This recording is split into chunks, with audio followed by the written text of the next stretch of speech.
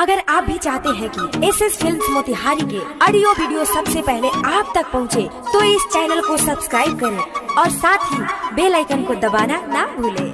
Presented by SS Films Motihari.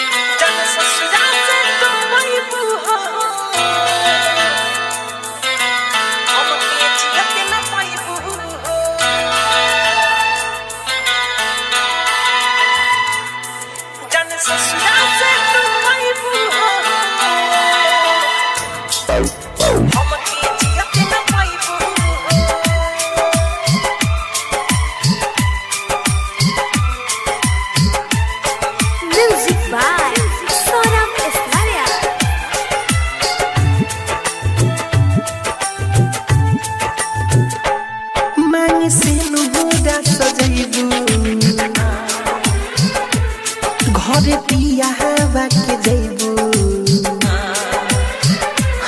मांग से लुहुरा सजइबू घरे पिया हवा के जइबू रानी जियते मोइबू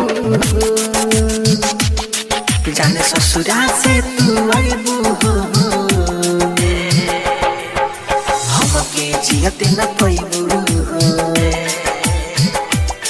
जाने ससुरा से तू आइबू हमके जियते न पाइबू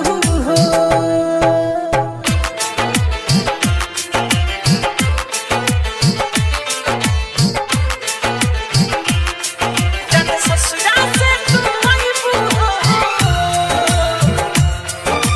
हमके जियते न पाइबू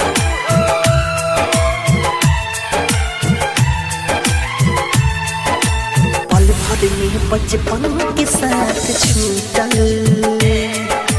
हंसत खेलत दुनिया हमारा लूटल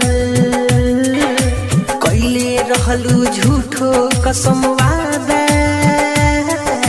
समझ न पवनी तोहरो हम इरादा प्यार तू ही तो सिखवलू हमारा जिंदगी में आइलू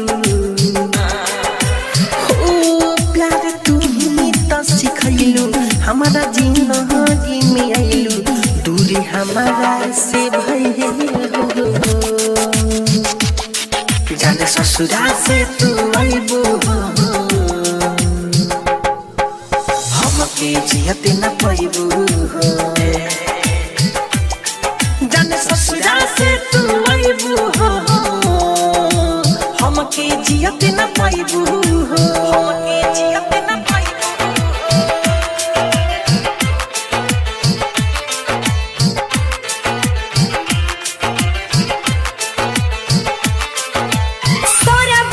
रिकॉर्डिंग स्टूडियो मोतिहारी।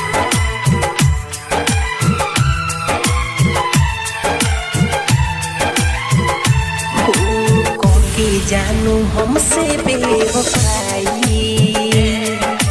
दूसरा संगे कइलू तू सहगाई राइटर अजित कैसे जी पाई जान हो सौरभेश्वरियानु जहर पीही मिठू मारह सलो रोई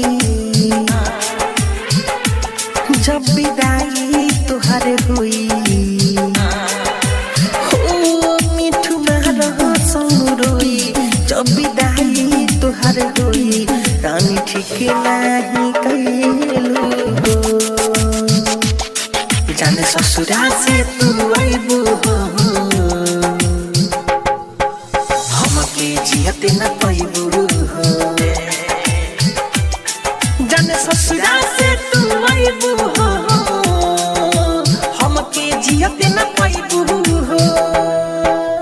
Saurabh digital recording studio Motihari.